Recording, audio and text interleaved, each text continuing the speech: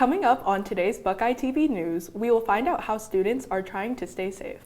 And we'll visit a landmark place to get a snack. It's all next on Buckeye TV.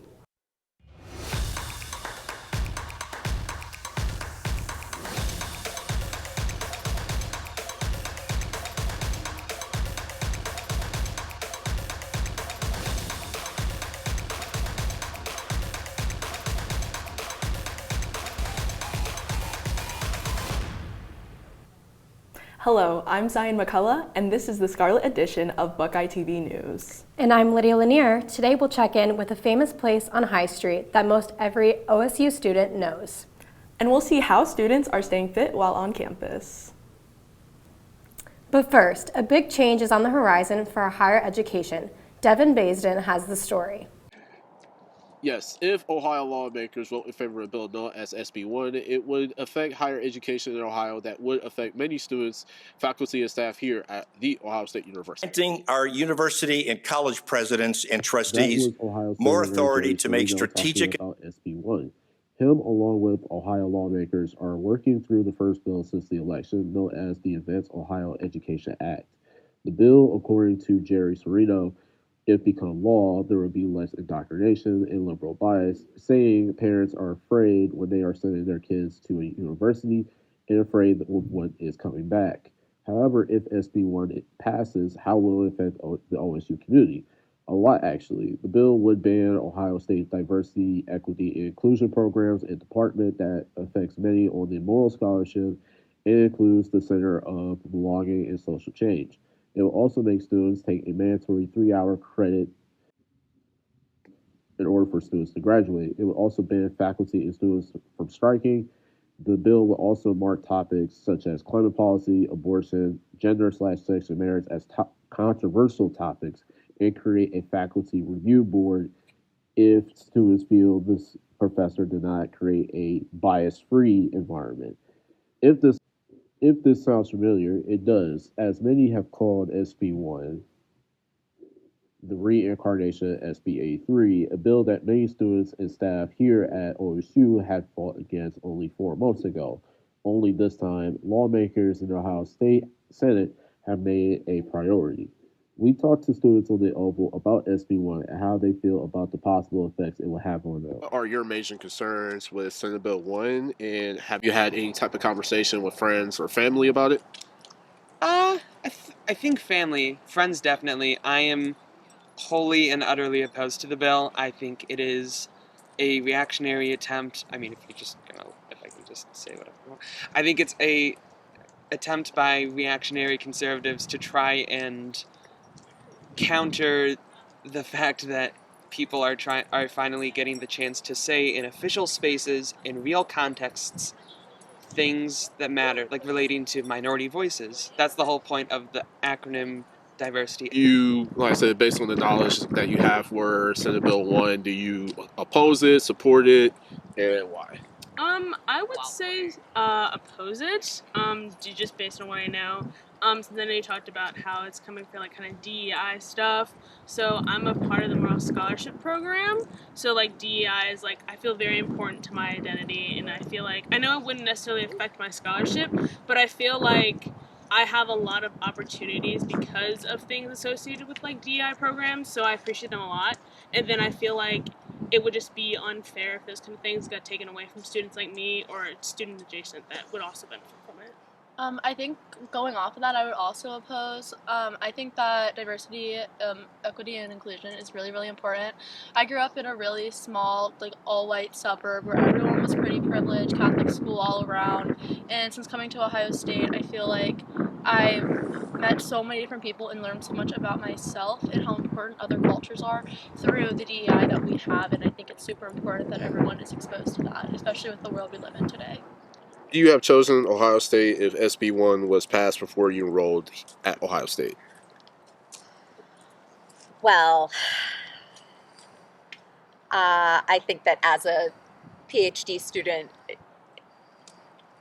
there's a certain calculus of, where programs exist and where funding exists to do the type of work I want to do.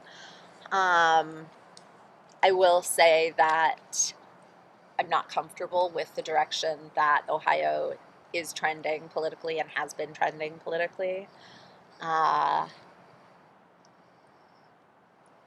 I feel very mixed. I'm very concerned about the level of what I would characterize as intrusion into academic freedom and students' rights to organize, faculty's rights to organize, obviously grad students' rights to organize and unionize. So if I were to apply, if I were in the position of applying again now and SB1 were law, that would definitely be a negative. That would discourage me from applying. It might not preclude me from applying, but it would. We try to reach out to student orgs like College Republicans for a statement on Senate Bill 1, but we didn't get a reply back. However, there is one thing not to miss here, regardless of support or opposition. Senate Bill 1 will impact not just present Buckeyes, but also future Buckeyes. Reporting for BuckeyeTV, I'm Devin Bayston. Opponent testimony began Tuesday and will continue throughout the week for SB1 after there will be a vote with the Higher ED Committee to put it on the Ohio Senate floor, where it will have a chance to pass the Senate. In the meantime, there will be an organized protest at the Ohio State House this upcoming Wednesday. An increase of break-ins around off-campus housing during winter break has students in distress and worried about their safety and potentially losing valuables. Ben Sanchez has more on the story. I'm here with two OSU students that unfortunately got broken into over winter break and how that has affected them. Can you walk me through what happened when you first realized there was a break-in? Yeah, so I got an email from our renter at about 8 o'clock in the morning after the Rose Bowl. They said somebody broke into our place. They said a construction worker next door reported that our door was kicked in. And none of us were there because it was winter break. My roommate Brad drove back from work that night. He called the police and they came out and did a report. How'd you feel in that moment? Kind of sickened. It was just disturbing that somebody broke into my apartment. Did this experience change your perspective on crime or personal security? I wouldn't say it changed my perspective, but it made it more real. I mean, you never think it's going to happen to you until it does. What advice would you give someone who's living off campus right now? Just take home your stuff over breaks and lock up your place real secure whenever you leave. Safety will always be priority number one here at OSU. If you see something, say something. With Buckeye TV, I'm Ben Sanchez. And with spring break around the corner, and if you're leaving the town for the weekend, there are many ways you can ensure that your apartment or house is safe. If you plan to leave for a long period of time, make sure to take any valuables with you home and make sure all your windows and doors are locked. Ohio State also offers free personal and home safety devices. Go to their off-campus and Student Engagement Center website to find out where you can get them and more. One of the most popular coffee companies amongst the Ohio State campus shifted the rules for free Wi-Fi users and studying students. Zion with the story. Starbucks Coffee, a place well known for welcoming all into its seating areas, just recently reversed its open door policy, which allowed customers, regardless of if they were paying or not, to sit inside of stores. Buckeyes are conflicted on if they should buy into the higher priced coffee or just find somewhere else to study. I'm going around and asking students their opinions on this matter. Knowing the open door policy ended with Starbucks, how do you think that's going to affect Ohio State students? Well, I think it's going to be hard for the people that would just go in just for the public atmosphere so they could focus in that place. But I do think there are other places around campus where people could go, like a library or other coffee shops that are on campus. I definitely think it'd be discouraging to go back. Yeah, because then it forces people to buy drinks instead of be there for the atmosphere.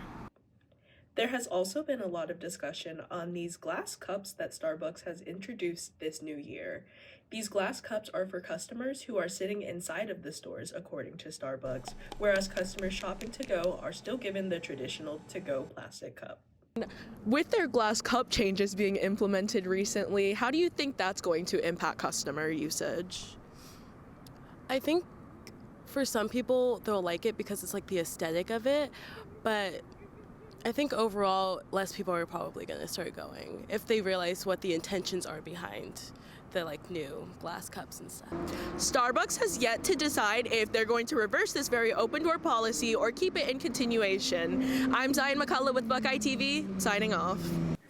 With the Super Bowl this past weekend and millions of eyes on the biggest game of the season, the most entertaining thing to watch this game were the commercials. We saw many familiar faces this year, like Matthew McConaughey, Ben Affleck, Glenn Powell, Matt Damon, and David Beckham. There were many commercials to laugh, cry, and stare at your television confusingly. USA Today ranked all 57 of the commercials from the best to the worst, and the results may actually surprise you. The best were with a rating of 3.56 was First Delivery, presented by Budweiser, which was about a Clydesdale full showing ability for the first delivery. The worst commercial, with a rating of 1.85, was Tubi's The Z-Suite, which was an ad for the new show coming out. It has Lauren Graham playing as a CEO of an ad company stuck working with Gen Z employees. Honorable mention for the worst was Coffee Mate's Foam Diva. If you saw it, you understand why. From tasty campus eats to the best donuts in town, we're diving into the top food spots for Buckeyes. And if you're looking to stay fit after all that food, we check out how OSU students are keeping active. Stay tuned for Buckeye TV.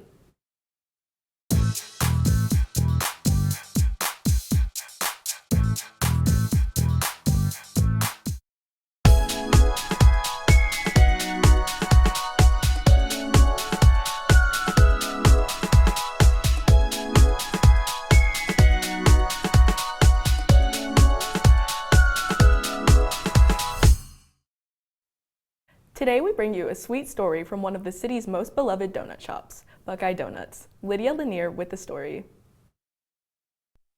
Since opening its doors in 1969, Buckeye Donuts has become a beloved staple for Ohio State students, alumni, fans, and locals. It's a family-owned business and open 24/7. It's the perfect spot for an early morning breakfast or a late-night craving. Today we're going to hear from General Manager of Buckeye Donuts more about their family traditions. What's your favorite part about working here at Buckeye Donuts? It's a small family business, and they have a pretty good crew. I think being a 24-hour service, it really is just go in there at any time you want, get some food, keeps the students nice and full. Saturdays and Sundays, especially about 10 a.m. to noon, is probably our busiest time of the day. We do some catering out of the house as well, so a lot of people will be putting orders for 100 to 300 donuts. We always get the job done every day.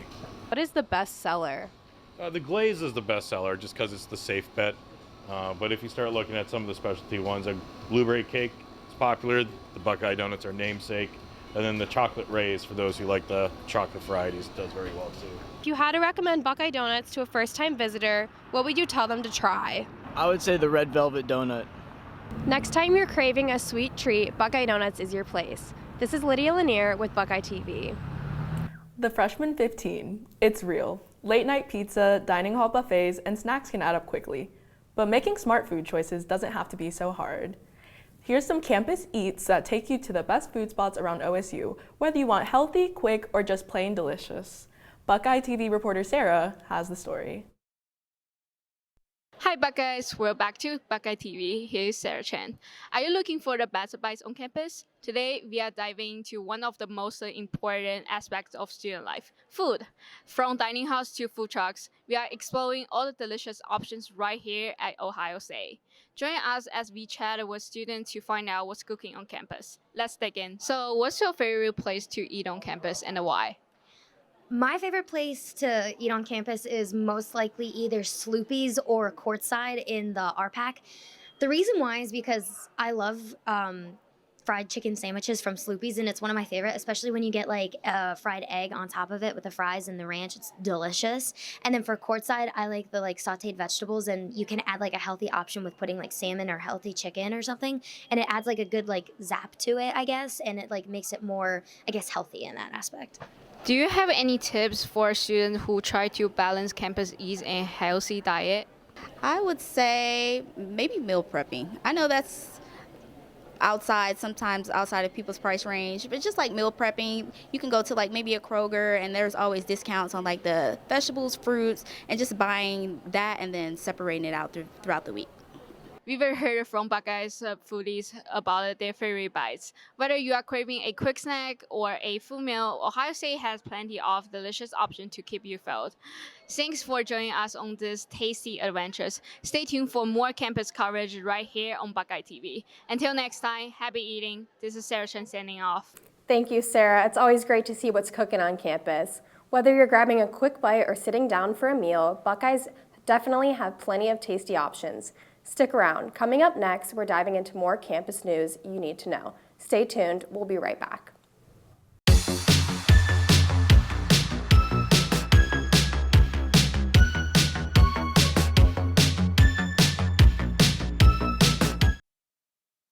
Fitness is a huge part of student life here at The Ohio State University. While many students hitting the gym, joining group workouts, and staying active, exercise has become part of their daily routine. But what motivates them, and how does fitness impact their lives?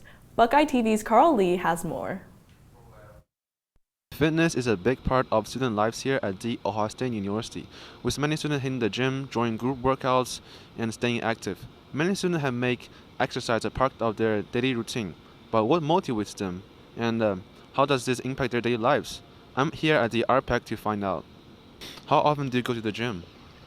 I'll say I try to do 3 days out of the week, but if I don't, I just do push-up at home. How often do you go to the gym, and what keeps you guys motivated? I probably go to the gym 4 to 5 times a week. What keeps me motivated is just getting better and improving my mental and physical health. Probably go like 6-7 days a week. I just feel motivated to go like every day. I feel like lazy if I don't go, and like I want to better my body and my health. So yeah. And what advice would you give to someone who wants to start working out but doesn't know where to begin? I feel like most people are nervous to start because they think like, oh, someone will make fun of them or like they're not doing something right. But any true gym member knows that if someone's in there, then it's all respect. Everyone's trying to better themselves in there, so just keep pushing, keep going. Have you noticed any changes in your energy or focus starting a fitness routine? Yeah, I've found that working out in the morning sometimes gives me a lot more energy, especially and helps me focus in school as well, so it definitely has a lot of impacts as well. Fitness is more than just exercise for OSU students. It's a lifestyle. Whether you're new to the gym or you already have a working out routine, there are plenty of ways to stay active on campus. This is Carl Lee from Buckeye TV. Thanks, Carl. Whether you're just starting out on your fitness journey or you work out regularly, there are plenty of ways to stay active on campus. For more information about campus fitness programs, visit recsports.osu.edu. Stay healthy, Buckeyes. And that's all the time we have for today's show. I'm Zion McCullough. Stay tuned to Buckeye TV here on Channel 19. And I'm Lydia Lanier. You can watch us on YouTube. We will see you next time. Have a great day.